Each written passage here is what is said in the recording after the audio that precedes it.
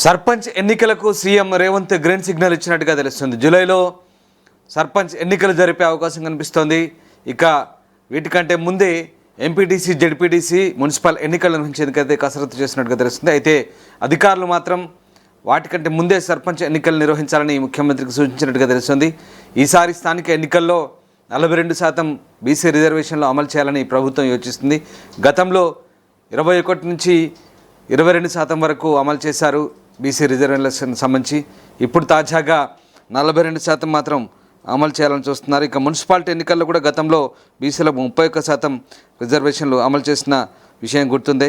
అయితే గవర్నర్ దగ్గర ప్రస్తుతానికి 2 బీసీ బిల్లులు ఉన్నాయి. బీసీ రిజర్వేషన్ల పెంపుపై న్యాయ నిపుణులు కూడా సూచనలు చేస్తున్నారు. మొత్తం మీద స్థానిక ఎన్నికలకు త్వరలోనే మోక్షం లభించే అవకాశాలు కనిపిస్తున్నాయి. సర్పంచ్, ఎంపీటీసీ, జెడ్పీటీసీ, మున్సిపాలిటీలకు కొన్ని రోజుల వ్యవధిలోనే ఎన్నికలు నిర్వహించాలని రాష్ట్ర ప్రభుత్వం యోచిస్తోంది. జూలైలో ఎన్నికలు నిర్వహించాలని భావిస్తున్నట్లు తెలుస్తోంది. ఎన్నికలు ఏర్పాట్లపైన చర్చిస్తున్నట్టు తెలుస్తోంది. అయితే తొలుత ఎంపీటీసీ, జెడ్పీటీసీ, మున్సిపాలిటీలకు ఎన్నికలు నిర్వహించి ఆ తర్వాత పంచాయతీల్లో సర్పంచ్ ఎన్నికలు నిర్వహించాలనే ఆలోచనలో ప్రభుత్వం ఉంది. ఇదే అంశంపై సంబంధిత అధికారులతో చర్చిస్తోంది. అధికారులు మాత్రం ముందు సర్పంచ్ ఎన్నికలు నిర్వహించాలని సూచించినట్టు తెలుస్తోంది.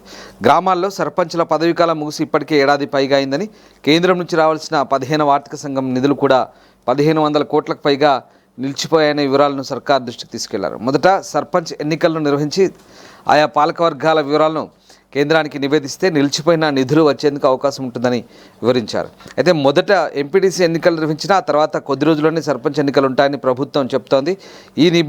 ఈ విషయంపై త్వరలోనే స్పష్టత రాబోతుందని అధికార వర్గాలు అంటున్నాయి. మొత్తం మీద జూలైలో స్థానిక ఎన్నికలు నిర్వహించేందుకు అడుగులు ముందుకు పడుతున్నట్టు తెలుస్తోంది. ప్రస్తుతం పంచాయతీలు, మున్సిపాలిటీలు ప్రత్యేక అధికారుల పాలనలో ఉన్నాయి.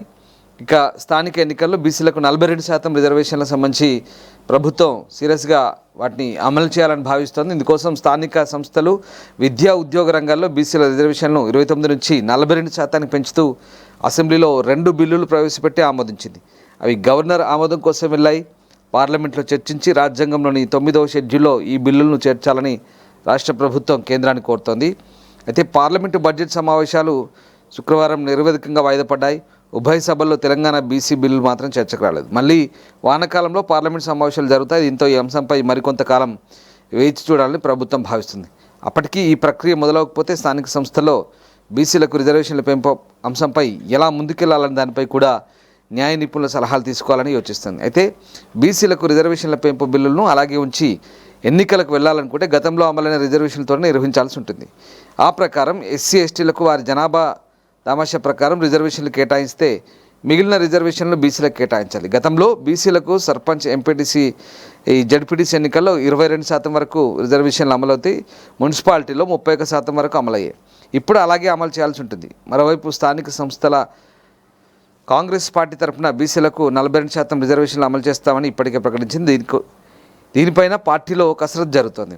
గవర్నర్ దగ్గర 2 బీసీ బిల్లుల ఆమోదం ఆలస్యమయ్యే అవకాశం ఉందా అంటే ఏమీ చెప్పలేని పరిస్థితి. ఎందుకంటే గతంలో జార్ఖండ్లో బీసీల రిజర్వేషన్లు పెంచుతూ ఆ రాష్ట్ర ప్రభుత్వం కూడా అసెంబ్లీలో బిల్లులు పెట్టి వాటిని గవర్నర్కు పంపింది. కానీ 6 నెలల దాకా గవర్నర్ వాటిని ఆమోదించలేదు. కేంద్ర రాష్ట్ర ప్రభుత్వాల మధ్య ఉన్న సఖ్యత నేపథ్యంలో గవర్నర్లు ఆయా రాష్ట్ర ప్రభుత్వాలకు మద్దతు ఇస్తారనేది బహిరంగ రహస్యం. ఈ నేపథ్యంలో తెలంగాణ బిల్లులను కేంద్రం ఎప్పుడు ఆమోదిస్తుందనేది మాత్రం ఇంకా చర్చనీయాంశంగా మారింది. ప్రపంచంలో ఏ మూల ఏ క్షణం ఏం జరుగుతుందో వేగంగా తెలుసుకోవడానికి తొలి వెలుగు వాట్సాప్ ఛానల్ని ఫాలో చేయండి.